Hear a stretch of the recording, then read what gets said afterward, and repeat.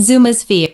And it was painful for Zuma to go through the horrible experience again, but Ryder was there to hold his paw as he told the story with as much detail as possible. More than then, once they had to take a break when Zuma started crying or hyperventilating when he thought about the deaths of his family.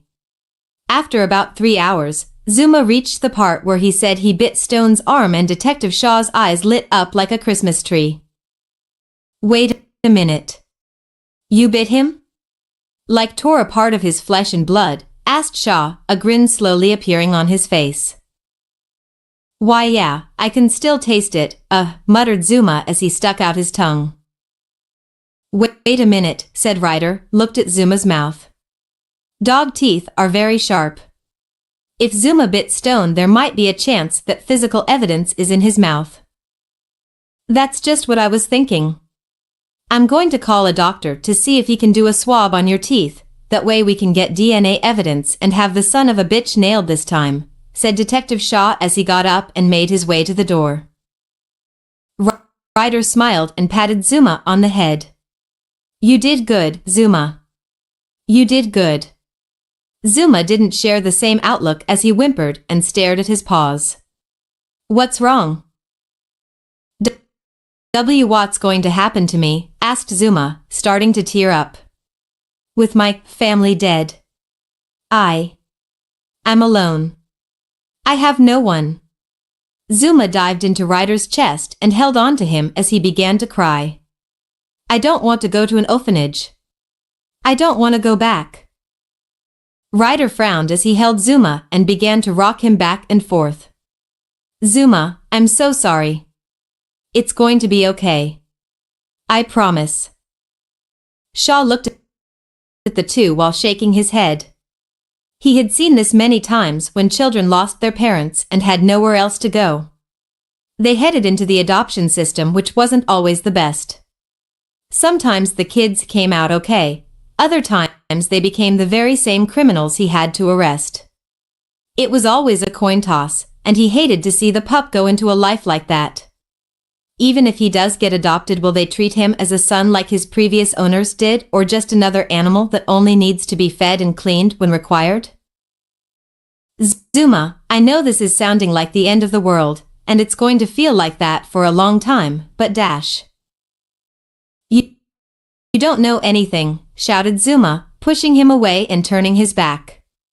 "You still have your entire family and all your pups waiting for you back home. All my family is dead, and my home is forever wined by that monster.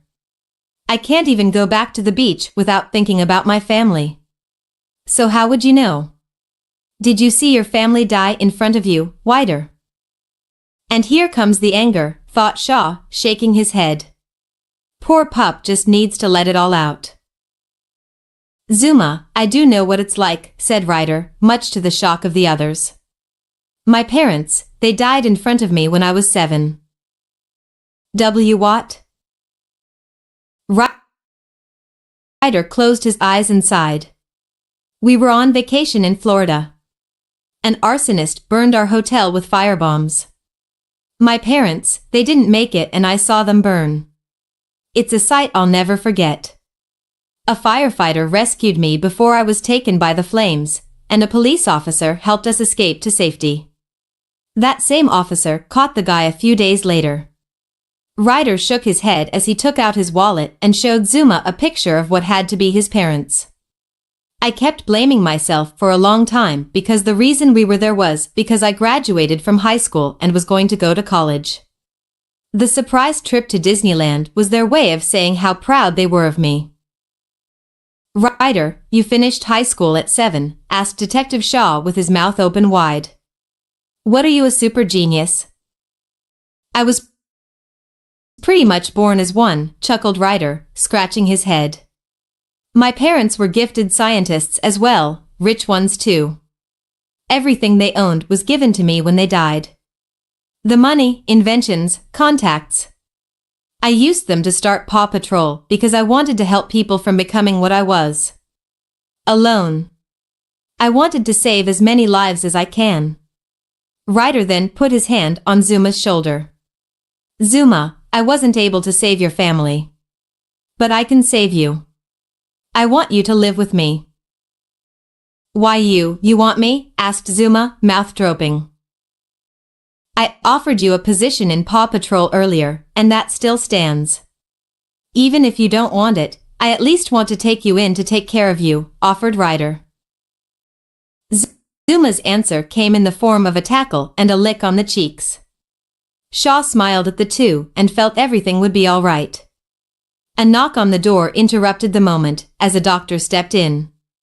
Sorry, but we're here to do Zuma's blood check. BB blood, whimpered Zuma as his ears folded. He started to shake a lot, which made everyone nervous as he started covering his eyes with his. No blood, it's everywhere. Make it stop. Stop the bleeding. Zuma, shouted Ryder as he tried to calm the panicking pup down. Zuma, it's okay. No, shouted Zuma as he continued to scream. The doctor and his assistant ran in, trying to assist Ryder, but he kept resisting, even tried to bite them in his panicking state. Finally, the doctor managed to take a shot he had and stuck in Zuma. The pup yipped for a bit before he slowly fell into a deep slumber and was out cold. Detective Shaw watched all of this in silence before he left the building.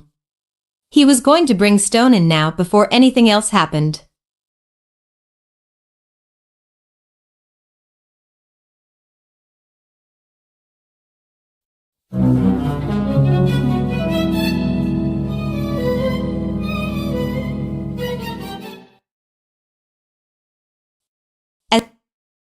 As if it was fitting for the situation, the entire sky was filled with gray clouds that looked ready to rain at any moment. Dozens of people and dogs, including Samuel and Reggie, had come to the cemetery to watch the burial after the funeral ceremony, something Zuma was sure his family would appreciate if they could. 3 caskets with white flowers on top stood above the dug holes that would hold them for eternity. Zuma, dressed in a simple black tux for his size, stood there while Ryder was by his side, their gaze focused on the 3 caskets. 2 were of average human size, the closest one to him was puppy-sized. Because of the damage done to their bodies, both Greg and Marshall had to be closed casket. The only one that was open was Shelley, who lay there peacefully in a white dress, her paws folded over her chest. She was smiling as if she was just dreaming in an afternoon nap, but it was a dream she would never wake up from. A priest was saying something, but Zuma ignored him. Right now, he wasn't sure he wanted to listen to God when he allowed this to happen. He knew it was wrong to think that since Greg and Marcia had been religious themselves, and both him and Shelley followed in their beliefs. However, just today, he wanted to hold his anger. Staring at the caskets, including his own sister, Zuma wondered what was going to happen now that he had lost everything. He had accepted Ryder's offer to go home with him, and become a member of Paw Patrol, even vowing to make sure nobody else suffered like he was. But what after that? Would he get along with these new pups? Would he ever move on from this? And then there was Stone. Just thinking about his name made Zuma almost lose his bladder. He had been angry before, but now as the images of that murderer echoed in his head, he felt like he had seen the devil walk the earth and now it was in his dreams. The priest finally ended his speech and turned his eyes to Zuma, who gulped upon not feeling just his, but all eyes on him.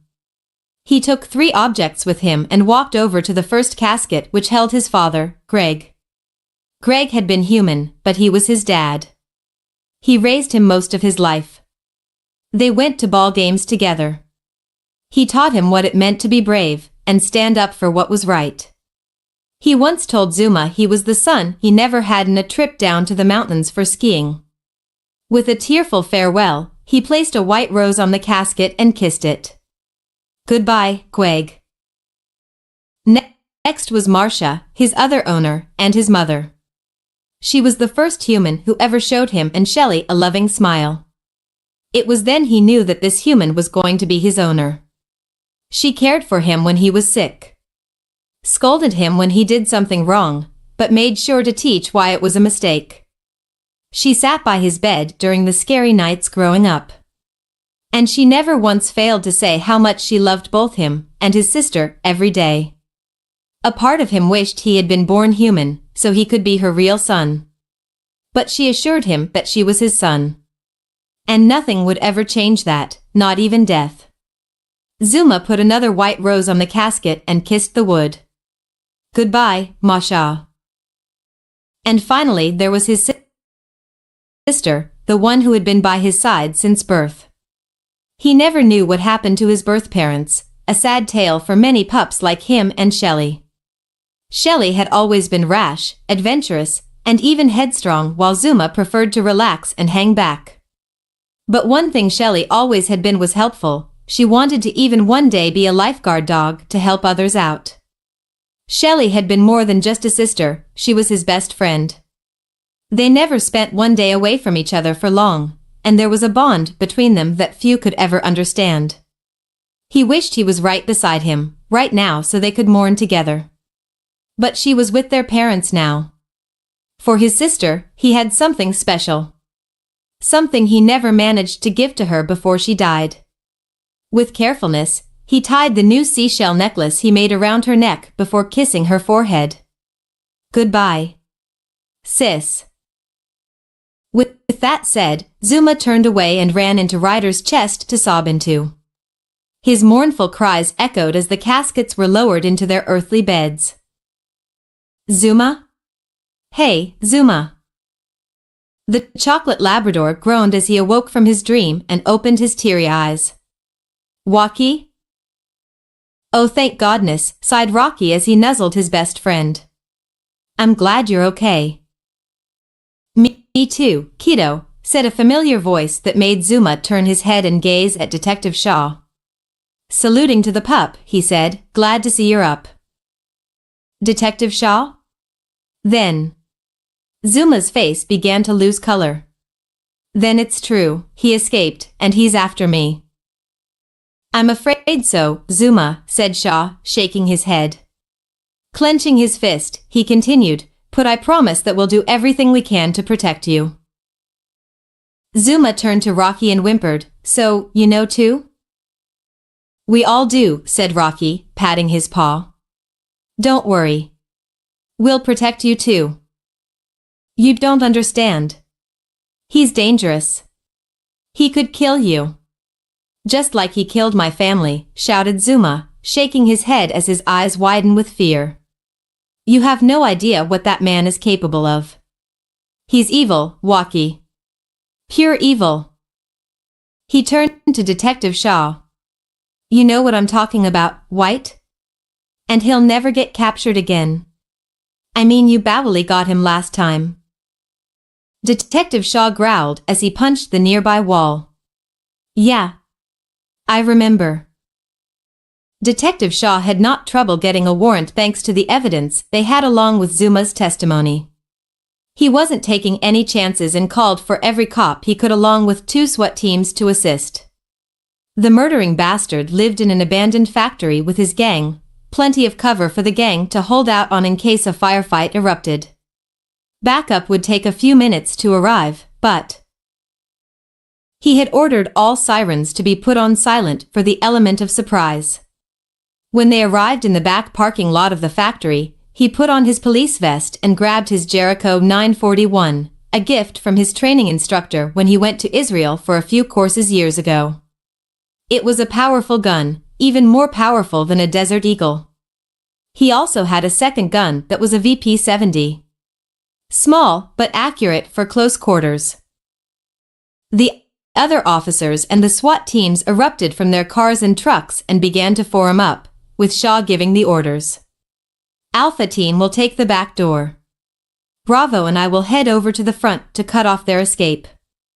These bastards won't go down without a fight, so expect heavy resistance. Let's move. The 2 teams split up, Shaw leading his force as they double-timed it to the front entrance of the factory.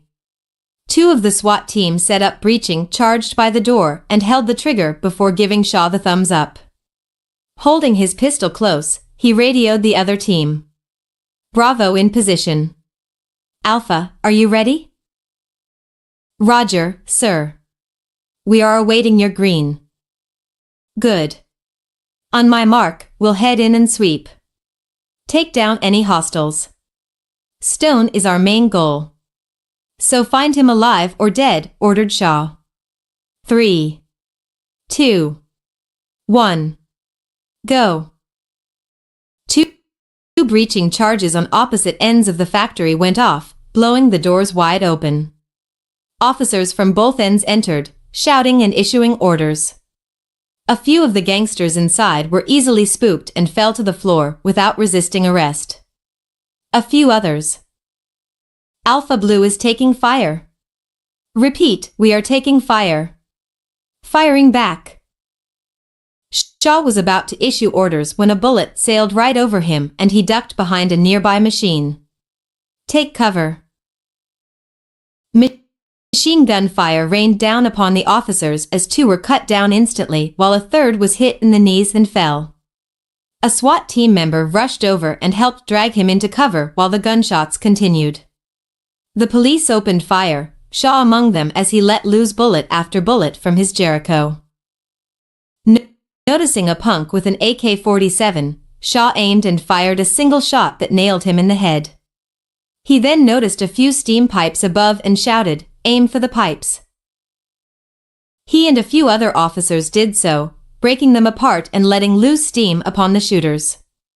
The SWAT team then charged forward with their guns blazing, cutting them apart one by one until only 3 remained, but they were down for the count and injured. While cuffing them, Shaw's radio went off. Stone spotted. He's heading up the walkway. We got injured and down officers and Banga. Static. That son of a bitch, muttered Shaw as he saw a staircase leading up and charged forward without warning the rest. He climbed as high as he could while reloading his gun, his mind dead set on getting Stone one way or another. When he reached a walkway, he saw Stone rushing past him at high speeds. Stop right there, Stone, shouted Shaw as he chased after him. Stone turned his arm and started firing at him with a pistol, but Shaw fired back. Neither was able to hit each other as their desperation or rage kept blinding them to shoot straight. When both guns were empty, they focused on running instead. Shaw put every ounce of his energy into his legs and tackled Stone off his feet. The 2 went straight through a nearby window and crashed into an abandoned truck where they wrestled with each other before falling off it and into the pavement. Stone, bleeding on his face, took out his pocket knife but froze when he saw Shaw's VP-70 right between his eyes. Panting, Shaw said, "Give me a reason, any damn reason, and I will do it." Stone eyed the detective calmly without any fear for a few minutes before he sighed and dropped his knife. "Well played, officer. Well played." "Shut up," said Shaw as he got up and forced Stone to the ground. As he handcuffed him, he heard more sirens approaching and felt relief enter his chest. "Damian Stone, you are under arrest. You have the right to remain silent. Anything you say can be used against you in a court of law." "I know the deal, officer," said Stone with a laugh. "But you'll find it hard to silence me." Shaw said nothing back at the murderer. He just dragged him back to his feet and towards the upcoming backup that had arrived.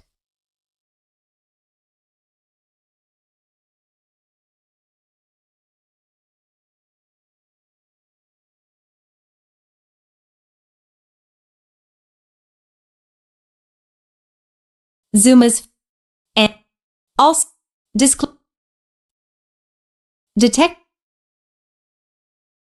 Detective Shaw couldn't help but smirk as he entered the interrogation room. He had him. After all these years, he finally had the bastard. He had been hoping to see Stone looking worried and sweating like a pig, but he was simply staring at the ceiling, looking bored out of his mind, until he saw Detective Shaw come in. Smiling like he was greeting an old friend, Stone leaned back in his chair. "Ah, Detective Shaw? Word on the street is that you've been gunning for me for a long time."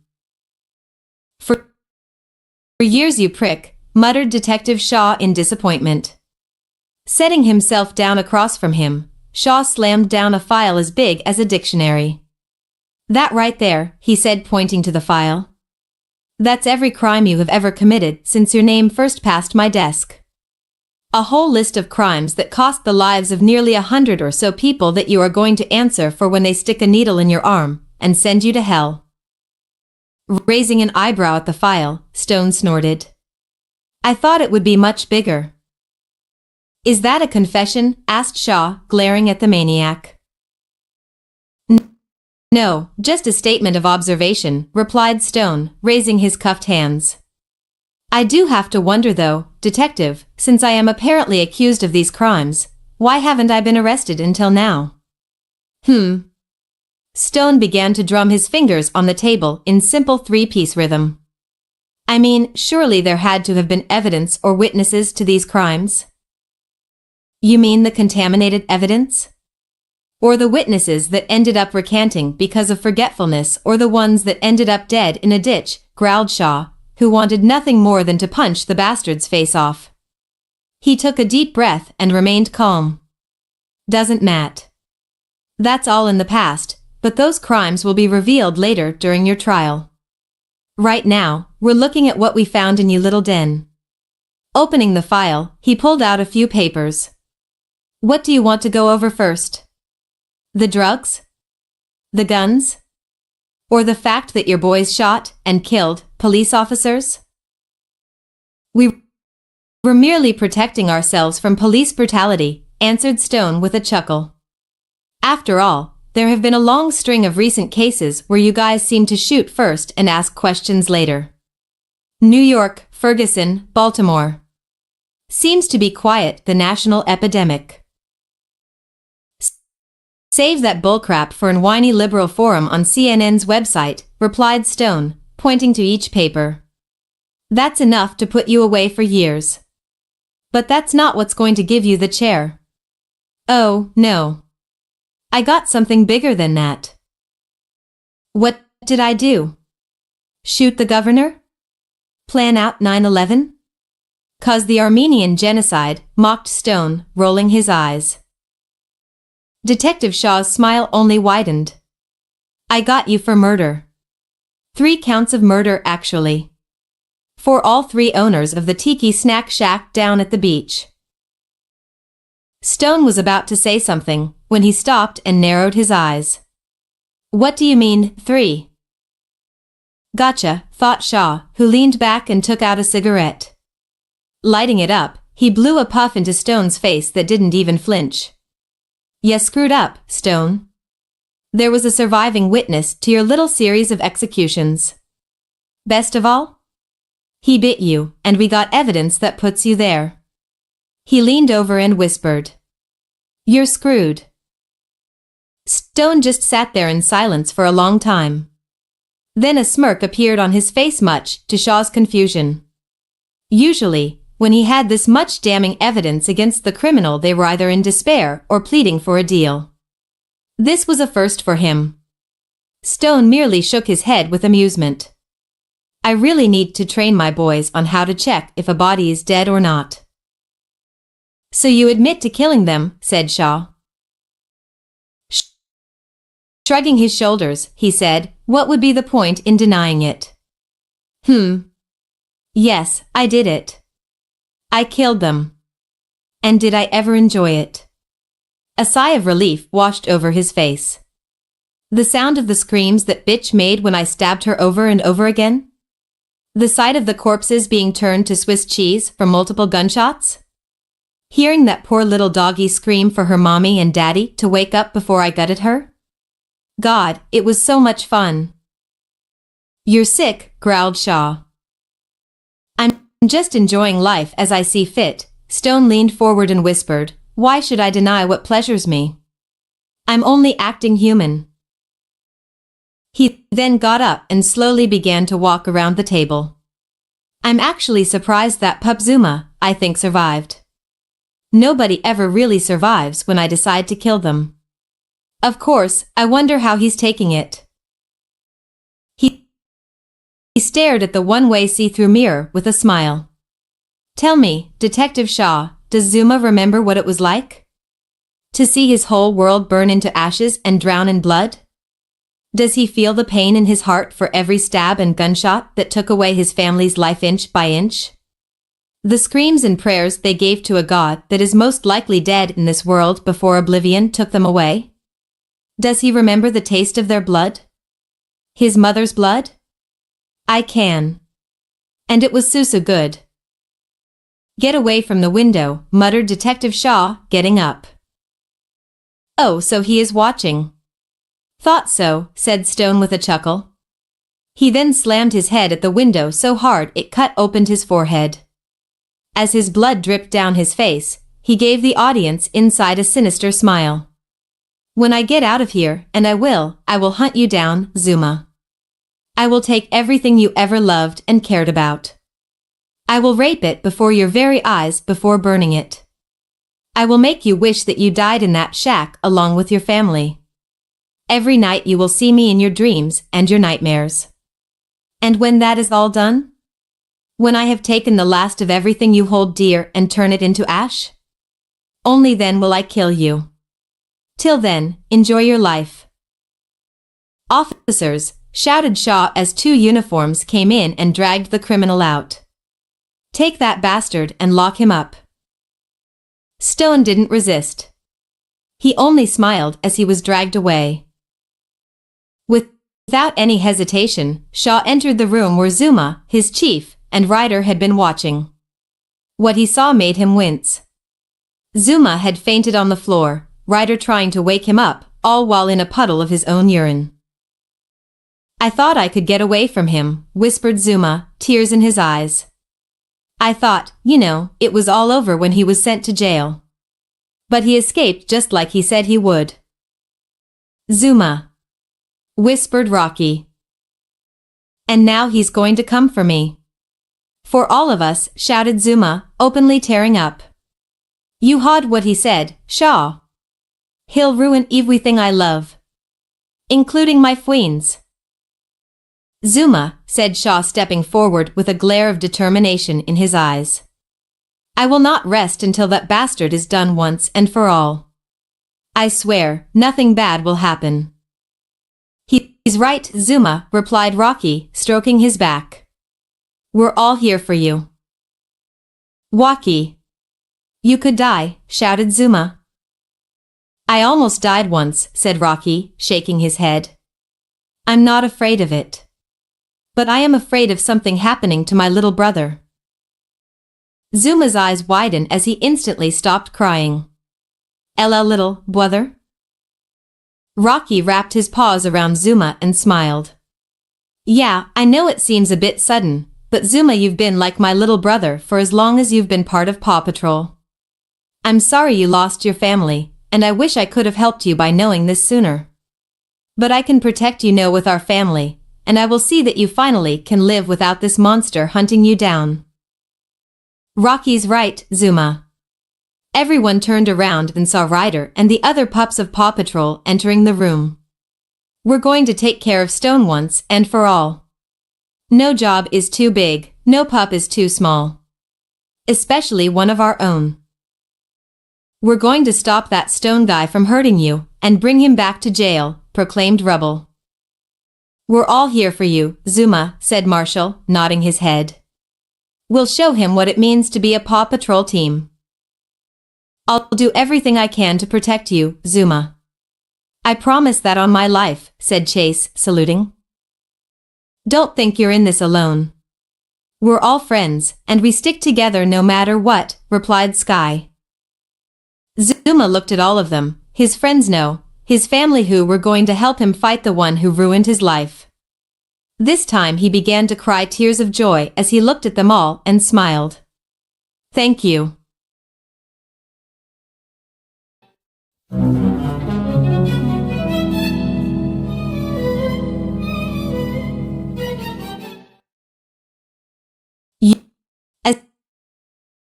As far as hideouts went, this was an okay place.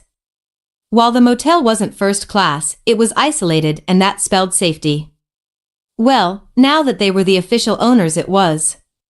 The original owner was now taking an extended vacation in a ditch two of his boys were digging. The place only a few miles away from Adventure Bay on a road that was rarely traveled. While two of his guys were giving the owner a burial, Stone sent the other three to get supplies and find out information about Paw Patrol in this town. Meanwhile, Stone was doing the one thing any prisoner would want after being released, eating good food. Chewing on his sixth cheeseburger from McDonald's, Stone flipped Shiva in the air a bit while one of his other underlings was watching the road from the inside of their motel room with a shotgun by his side. "Will you relax? Have a few fries, we're going to be okay." "I'm just nervous, Stone," his underling replied, shaking his head. "Every cop in the state has to be searching for us." "Exciting, isn't it?" asked Stone with a smirk. "You know, one thing I can say about Zuma's owner, he did make a better burger than this cow dung." He wrapped it up and threw it into the trash. "Kinda makes me miss the smell of his cooking." "Mind if I ask something, boss?" asked the underling, to which Stone motioned him to continue. "Why go after this stupid dog? I mean, yeah, he's the one that gotcha in jail in the first place, but wouldn't it be better for us to skip the state? Head north to Canada?" Stone shrugged. "Maybe that might be the smart thing. But this is a matter of pride. Pride in which how a single mangy mutt managed to foil everything I worked hard to achieve because he didn't act like a good doggy and played dead." Stone then stabbed the knife into the table. "Because of that little brat, I got sent to jail for 2 damn years. Almost all our gang is either in jail or dead. Our territory has been taken over, our contacts are gone, and we're relying on emergency money we saved just in case." Stone growled as he rubbed his temple. "If we were taken down by police or a rival gang, I would have no problems with this. But a pup of all things is what screwed us over. That's just pathetic." Stone got up and grabbed his knife. He pulled out another article about how Zuma, a mixed breed named Rocky, and some cockapoo named Sky had all saved the mayor's statue from drowning. He stabbed the face of Zuma with his knife and slammed it onto the wall. "And I'm going to make sure that little pup will beg for mercy by the time I am finished with him." A knock on the door interrupted Stone's thoughts as he walked over and opened it, allowing one of his other gang members to enter. "I did some digging around as you asked, Stone. And the entire frickin' town worships these dogs as if they were gods. They even have parades to honor them. Not just that, but they do any type of rescue no matter how important or stupid it is. They even wasted their time catching a monkey of all things." "Why the heck would they do something so stupid?" asked Stone, raising an eyebrow. "Apparently the leader, Ryder, thinks that no job is too big for them to handle," said the gangster as he walked over to the mini-fridge and grabbed a bear. "Did you figure out how they respond to emergencies?" asked Stone. "Yeah, it's an app on the phone you can get on their website. Free of charge." The gangster took out his phone. "I already downloaded it." Stone grinned as a plan began to calculate in his mind. "Good, we can use that. Is there anybody the Paw Patrol is particularly close to?" "Besides Mayor Goodway, there are a few people. But the biggest fanatic has to be this kid I talked to in town who wouldn't stop talking about how cool they were," muttered the thug. "Oh. What's his name?" "Alex Porter." "Why?"